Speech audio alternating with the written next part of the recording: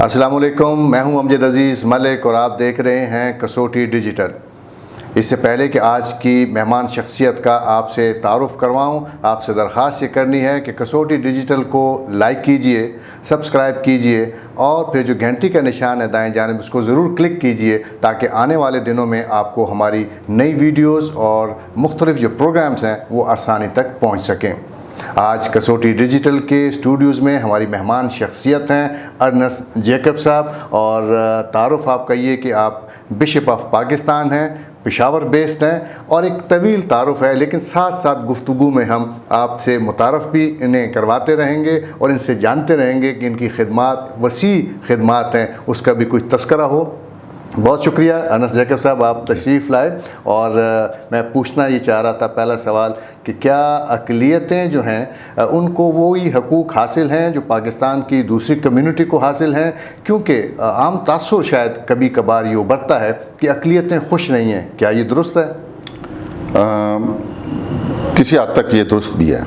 उसकी बुनियादी वजह यह है कि पहले तो मैं आपका शुक्रगुज़ार हूँ कि आपने मुझे कसौटी डिजिटल चैनल पे दावत दी, और मैं मुबारकबाद पेश करता हूँ कि आप मुख्तलिफ़ एक्टिविटीज़ करते रहते हैं और अभी आपने ये डिजिटल चैनल भी खोला है, और इस पर मैं अपनी तरफ से, अपने अहले खाना की तरफ से और Anglican Orthodox church of Pakistan की तरफ से मुबारकबाद पेश करता हूँ। जैसे आपने शुरू में मुझे तारुफ़ में बता दिया कि मैं पेशावर बेस्ड हूँ, लेकिन मेरी जो सर्विस है वो पूरे पाकिस्तान में है। हमारा जो चर्च है वो पूरे पाकिस्तान में है। हमारी अपनी एक सेमिनरी है जहाँ पे जो पादरी साहिबान हैं वहाँ पे तरबियत हासिल करते हैं और फिर तरबियत हासिल करके फील्ड में जाते हैं। तो वो गुजरांवाला में है और उसका नाम है फेथ लॉजिकल सेमिनरी गुजरांवाला, और मैं उसका प्रिंसिपल भी हूँ। तो ये चर्चेज़ मुख्तलिफ होते हैं, क्या आपके यहाँ भी फ़िरके हैं? जी, जो मेन दो फ़िरके हैं वो रोमन कैथलिक चर्च है और एक प्रोटेस्टेंट चर्च है। प्रोटेस्टेंट चर्च के में भी आगे बहुत सारे डिनोमिनेशंस हैं, चर्चेज़ हैं, और हर एक का अपना एक सेटअप है, अपनी एडमिनिस्ट्रेशन है और अपनी एक ऑर्गेनाइजेशन है जिसके तहत वो अपने काम को चलाते हैं। तो आपके जैसे मैं Anglican Orthodox church of Pakistan का बिशप हूँ और पेशावर बेस्ड हूँ, और यहाँ से गुज़श्ता 50 सालों से हमारी खिदमत चल रही है, और मैं इस काम में पिछले 40 साल से हूँ, 39-40 साल से हूँ। लेकिन आपके यहाँ भी कोई इख्तलाफात होते हैं? जैसे हमारे यहाँ बाज़ इख्तलाफात भी होते हैं या इंतहा पसंदी की बात होती है। बाइबल जो है वो एक ही है जो सब पढ़ते हैं, बाइबल एक ही है जो सब पढ़ते हैं, लेकिन ऑर्गेनाइजेशंस पे इख्तलाफ होता है कि जी मैंने इस तरह ऑर्गेनाइजेशन चलानी है, आपने इस तरह चलानी है। तो हर एक की अपनी ऑर्गेनाइजेशन होती है। मिसाल के तौर पर जो हमारा चर्च है उसका जो हेड है वो बिशप होता है, और बहुत सारे डिनोमिनेशंस हैं जिनके हेड्स जो हैं वो बिशप होंगे, और लेकिन बहुत सारी डिनोमिनेशन ऐसी हैं जिनके हेड्स जो हैं वो चेयरमैन होते हैं, प्रेसिडेंट होते हैं और मॉडरेटर होते हैं। तो इस तरीके से हर एक की अपनी ऑर्गेनाइजेशन, उनका जो कॉन्स्टिट्यूशन है जो वो कहता है उसके मुताबिक वो फिर अपनी डिनोमिनेशंस को चलाते हैं। तो पेशावर में कितने चर्चेज़ हैं?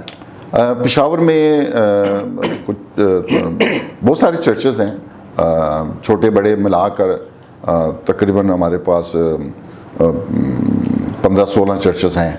तो इसमें संडे के दिन इबादत होती है? संडे के दिन इबादत होती है, और उसके अलावा ओकेशनली बातें भी होती हैं, जैसे क्रिसमस है, ईस्टर है, इस पर भी बातें होती हैं, और वो जो इसके अलावा फेस्टिवल्स होते हैं उन पे भी ये बातें होती हैं, और जो कौमी त्यौहार होते हैं उन पे भी हम ये बातें करते हैं। जैसे 14 अगस्त है और 23 मार्च है, या कोई और कौमी दिन आ जाए तो हम उस पर भी ये बात करते हैं, स्पेशल बात करते हैं वो, और मुल्क के लिए और अपनी कौम के लिए, सरबराहों के लिए, सूबाई हुकूमतों के लिए, फेडरल गवर्नमेंट के लिए, मसल्ह अफवाज के लिए, उनके सरबराहान के लिए दुआ करते हैं, सिक्योरिटी के लिए दुआ करते हैं। सो ये सब कुछ चर्च में होता है, लेकिन ये है कि रूटीन में हम हर संडे को जो दुआ करते हैं, सिफारशी दुआएं हम उसको कहते हैं, जैसे बीमारों के लिए दुआएं होती हैं और दीगर मामलात के लिए दुआएं होती हैं, उसके वहाँ पर हम मुल्क और के लिए भी दुआ करते हैं, मुल्क की खुशहाली के लिए दुआ करते हैं, अमन के लिए दुआ करते हैं, सलामती के लिए दुआ मांगते हैं। तो ये तो रूटीन में है। क्रिश्चियंस में भी मज़हब की जानिब रुझान है या कम कम है? रुझान तो है, लेकिन ये है कि कुछ परसेंट ऐसे भी हैं जो नॉमिनल वो अपने आप को समझते हैं, बस वो रूटीन में बस मेंबर्स हैं, लेकिन इतने एक्टिव नहीं हैं। लेकिन 80% जो क्रिश्चियंस हैं वो अपने अपने चर्चेस में बड़े एक्टिव हैं। संडे के दिन हम देखते हैं कि क्रिश्चियंस जो है तो ख़ास तौर पे ख़वातीन बड़े तैयार होके आती हैं, तो ये क्या पाबंदी होती है कि आपने तैयार होके आना है? बच्चे भी हम देखते हैं, बूढ़े जवान सारे चर्चेस की तरफ जा रहे होते हैं। नॉट नेसेसरली, ये ज़रूरी नहीं है कि, लेकिन है कि जाहिर है कि चर्च जब आप आएंगे तो खुदा की हजूरी में आएंगे, वो खुदा का घर है, तो जब खुदा से मिलने के लिए आना है तो फिर तैयार होके तो आना है। लेकिन ये कि ऐसी बात भी नहीं है, खुदा जो है वो सिर्फ कपड़ों को नहीं देखता, खुदा नीयत को देखता है। खुदा ने ये देखना है, खुदा ताला ने, कि आपकी नीयत क्या है जब आप उसकी हजूरी में आ रहे हैं, उसके घर में आ रहे हैं, तो आपकी नीयत क्या है, तो नीयत भी वो देखता है। तो इसी का साफ़ सुथरा होकर आना ये भी ज़रूरी है कि नहा धोकर आए। हमारी एक ख़ास एक सेक्रेमेंट होता है, उसी को होली कम्युनियन कहते हैं। तो बाज़ चर्चेस में एवरी सेकंड संडे होता है, बाज़ में वंस अ मंथ होता है, बाज़ में एवरी संडे भी होता है, उसको हम होली कम्युनियन कहते हैं। तो उस पर फिर सब लोग ज़रूर नहा धो के पाक साफ़ होके आते हैं, क्योंकि होली कम्युनियन उन्होंने लेनी होती है। आप भी मुख्तलिफ़ तकरीबात का इनेकाद करते हैं, जैसे हमारे यहाँ मुख्तलिफ़ तकरीबात होती हैं, मिल बैठने का एक बहाना होता है। मैं इस हवाले से कह रहा हूँ कि बैनुल मज़ाहब हम आहंगी की जब बात करते हैं तो एक खौफ रहता है कि शायद अक़लियतों को वो हकूक़ हासिल नहीं, हालांकि पाकिस्तान के कौमी परचम में सफ़ेद रंग का कलर जो है वो है ही अक़लियतों के लिए। तो इस हवाले से आप क्या कहेंगे? मैं इस हवाले से ये कहूँगा, क्योंकि हमारी जो ये पहले भी आपने सवाल किया था कि इंटरफेथ हारमनी किसी भी मुल्क में, किसी की मुल्क में आप देख लें, इंटरफेथ हारमनी बहुत ज़रूरी है। और पूरी कौम को गाइड करने वाले होते हैं, मजहबी रहनुमा होते हैं, ठीक है ना। और अगर हम जितने भी मज़ाहिब के लोग हैं, हम मिल बैठे, हमारे लिए अपॉर्चुनिटीज़ हों कि हम आपस में मिल बैठे, ठीक है अपना अपना मज़हब है, हम उसको नहीं छेड़ते, लेकिन उसके अलावा भी बहुत सारी बातें हैं जिस पे हम इकट्ठे हो सकते हैं। मिसाल के तौर पर मोहब्बत है, तो मोहब्बत एक ऐसा पहलू है जिसके ऊपर तमाम मज़ाहिब का इत्फाक होता है कि नहीं, हम बैठ सकते हैं और एक दूसरे को समझ सकते हैं और अपने अपने लोगों को समझा सकते हैं। लेकिन है कि इस मामले में कभी कभी दुख भी होता है। वो दुख ये होता है कि जो माइनॉरिटीज़ हैं वो अपने आप को उस तरीके से सेफ़ नहीं समझती। मिसाल के तौर पर किसी जगह पे वो जॉब करते हैं, तो वहाँ पे वो कुछ लोग कहते हैं कि जी हम जॉब कर रहे होते हैं, तो हम फील नहीं करते, वो हमें ज़रा दूर रखते हैं। लेकिन खुदा का शुक्र है कि ये पंजाब में या दूसरे जगहों पे ऐसे होता है, लेकिन हमारे KPK में ऐसा माहौल नहीं है। हमारे KPK में जहाँ पे भी क्रिश्चियन मुलाजमीन है, मुस्लिम मुलाजमीन है, सब मिल बैठ के खाते पीते भी हैं, चाय भी पीते। पाकिस्तान में पेशावर में भी ऐसे ही है कि हम एक दूसरे के फेस्टिवल में शामिल होते हैं।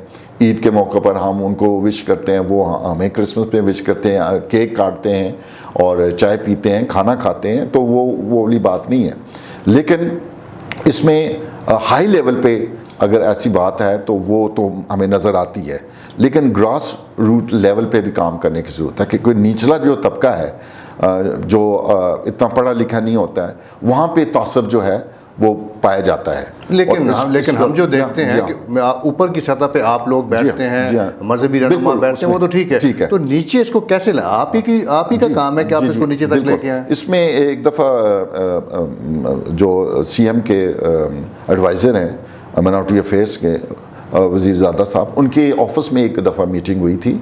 उसमें उलमा भी थे, हम लोग भी थे। तो उसमें मैंने ये तजवीज़ पेश की थी, और वो तजवीज़ ये थी कि ग्रास रूट लेवल पे काम किया जाए। मतलब कि हम पेशावर में इकट्ठे होते हैं, अब दूसरे गांव हैं वहाँ पे नहीं है, सिटीज़ में है लेकिन गांव में नहीं है, तो वहाँ पे भी जाने की ज़रूरत है। तो मैंने एक तजवीज़ दी थी कि हम ज़िले कमेटियाँ बनाएं इंटरफेथ हारमनी की, ज़िले लेवल पे वो काम करें, तहसील लेवल पे काम करें, ताकि जो निचला तबका है उनको भी पता हो कि यार ये माइनॉरिटीज़ के जो लोग हैं इनके भी वही राइट्स हैं। इनका भी वही हक है, ये भी पाकिस्तानी है। और ये जो अब गांव में आप चले जाएं, कई लोगों को पता ही नहीं है कि झंडा जो है रंग का तो पता है सफ़ेद और सब्ज़ है, लेकिन सफ़ेद रंग का मतलब का नहीं पता कि ये सफ़ेद का मतलब क्या है। देखिए कम अज़ कम हिंदुस्तान से तो अच्छे हैं, यहाँ पे जितनी रिस्पेक्ट मिलती है अक़लियतों को, मैं समझता हूँ कि इसमें कोई शक नहीं, इसमें कोई शक नहीं। और ये एक रिस्पेक्ट है, और हम इसलिए फील करते हैं कि पाकिस्तान हमारा है, हम पाकिस्तानी हैं, और हम प्राउड फील करते हैं। और हम प्राउड फील करते हैं इसलिए जब भी हम बाहर जाते हैं तो हम बड़े फ़ख्र के साथ ये कहते हैं कि वी आर पाकिस्तानी। हम छुपाते नहीं हैं, हम कहते हैं हम पाकिस्तानी हैं, पाकिस्तान हमारा है। और हमारे आबा अजदाद ने पाकिस्तान बनाने में एक अहम रोल अदा किया। आप अंदाज़ा करें कि पंजाब असम्बली में जब वोट डाला गया तो वहाँ पे जो स्पीकर थे वो क्रिश्चियन थे, और SP सिंघा। तो जब वो उनको असम्बली ने कहा कि जी पाकिस्तान के हक़ में जाना है कि हिंदुस्तान के हक़ में जाना है, तो वोट जो थे वो बराबर आ गए। तो जो कास्टिंग वोट था वो स्पीकर था, वो क्रिश्चियन थे, तो उन्होंने अपना कास्टिंग वोट पाकिस्तान के हक़ में डाला। और अब ये जो पंजाब है वो पाकिस्तान का हिस्सा है। यही वजह है कि हम भी यहाँ पे प्राउड करते हैं कि उसकी वजह ये है कि क्रिश्चियंस कम्युनिटी ने, दूसरी अक़लियतों ने भी, देखें जब दहशतगर्दी थी तो चर्च पे धमाका हुआ, उन्होंने भी कुर्बानियाँ दी। तो अमन अमान के क़याम में जहाँ सिक्योरिटी फोर्सेस ने कुर्बानियाँ दी हैं, उसमें हम सब ने मिलकर कुर्बानियाँ दी हैं। तो आप अपने आप को अब अमन अमान की सूरत हाल के हवाले से किस तरह जानते हैं? अमन अमान के हवाले से चर्चेस को बड़ी सिक्योरिटी है और पुलिस तैनात होती है, और अब तो चर्चेस को अपने सिक्योरिटी गार्ड्स रखने की भी इजाज़त दी गई है, और बाकायदा पुलिस में भी भर्ती किए गए हैं। तो सिक्योरिटी के अलावा सिक्योरिटी के लिहाज से तो कोई इशू नहीं है, हम बिल्कुल सेटिस्फाइड हैं। इसमें मज़ीद गुंजाइश निकल सकती है, और लेकिन यह है कि फ़िलहाल उस हवाले से एक दो वाक़यात ज़रूर हुए, जैसे ऑर्सन चर्च का वाक़या हुआ और फिर ये मर्दान का वाक़या हुआ, लेकिन उसके अलावा खुदा का शुक्र है कि हम अपने आप को सेफ़ समझते हैं। और लेकिन है कि इक्का दुक्का वाक़यात होते रहते हैं, और मैं समझता हूँ कि गवर्नमेंट जो है वो उस तरफ भी तवज्जो दे तो ये अच्छी बात है। अब हमारे तालीमी इदारे हैं, आप देखें कि पंजाब में मैंने सुना है कि वहाँ पर वो बिल पास कर रहे हैं कि जो तालीमी इदारे नेशनलाइज हुए थे, कुछ बहुत सारे वापस भी कर दिए गए हैं और कुछ रह गए हैं, तो उनको भी इनके जो ऑनर्स हैं उनको वापस कर दिया जाए। आपका इशारा एडवर्ड्स कॉलेज की तरफ तो नहीं है? मेरा इशारा KPK की तरफ भी है कि KPK में हमारा एक ही अदारा है, कॉलेज है, और उसमें गोचे ये नेशनलाइज उस हिसाब से तो नहीं हुआ जिस तरह पंजाब में हुए थे, लेकिन इसमें जो तरमीम की गई उसमें फिर 80-90% जो इन्फ्लुएंस था वो हुकूमत का आ गया, और जिसकी वजह से जो चर्च अब फील करता है कि इतने साल गुजर गए, अब नई हुकूमत भी आ गई है, तो वो अगर खुले दिल के साथ अगर सोचे, तो जैसा पंजाब ने ये सोचा है कि हम तालीमी इदारे ऑनर्स को वापस करें, तो मैं उम्मीद रखता हूँ कि सूबा सरहद के जो गवर्नमेंट है, अब 18th अमेंडमेंट के बाद जो सारी वो अख्तियारात है एजुकेशन का, वो तो सूबाई हुकूमत के इख्तियार में आ गया है। तो अगर हमारी सूबे की हुकूमत जो है, खैबर पख्तूनख्वा की हुकूमत जो है, बहुत अच्छी हुकूमत है, और मैं वज़ीर आला साहब से दरख्वास्त भी करूँगा कि वो इस पर गौर करें, और एडवर्ड्स कॉलेज जो है वो 100% जो इसका ऑनर है वो उसको वापस करें। बिशप साहब, एक बात मैं और देख रहा था और मैंने कहीं अखबार में भी पढ़ा, इसमें कहाँ तक हकीकत है कि अब जो तालीमी इदारे हैं उसमें भी कोटा बढ़ा दिया गया अक़लियतों के लिए। पहले बच्चों को शायद एक हद तक तालीम की इजाज़त थी, लेकिन अब ये सुनने में आया कि हायर लेवल के ऊपर भी ऐसा हो गया है। क्या ये दुरुस्त है? ये बिल्कुल दुरुस्त है, और ये अच्छी बात है। और अभी 5% कोटा आ गया, जॉब्स में भी आ गया है, एजुकेशन में भी आ गया, लेकिन जो प्रोफेशनल कॉलेजेस हैं उसमें 5% नहीं है। मतलब इंजीनियरिंग कॉलेज में और मेडिकल कॉलेज में 2% किया गया है, और मेरी दरख्वास्त होगी कि प्रोफेशनल कॉलेजेस में भी, क्योंकि हमारे बहुत इंटेलिजेंट बच्चे हैं और वो डॉक्टर्स बनना चाहते हैं, इंजीनियर्स बनना चाहते हैं, तो ये जो 5% दीगर शोबा जात में हैं तो जो प्रोफेशनल कॉलेजेस में इसमें भी 5% कोटा होना चाहिए। बहुत शुक्रिया अनस जैकब साहब कि आप तशरीफ़ लाए और आपने अक़लियतों को जो सहूलतें हासिल हैं या अक़लियतों के जो मसाइल हैं हमने उसके ऊपर बड़ी खुलकर बात की। आइंदा भी कसौटी डिजिटल का ये सिलसिला जारी रहेगा कि मुख्तलिफ़ अक़लियतों से मुतालिक शख्सियतें यहाँ पर हम उन्हें मदऊ करेंगे और उनसे गुफ्तगू करते रहेंगे। आपके आने का बहुत बहुत शुक्रिया। थैंक यू जी, आपका भी बहुत बहुत शुक्रिया।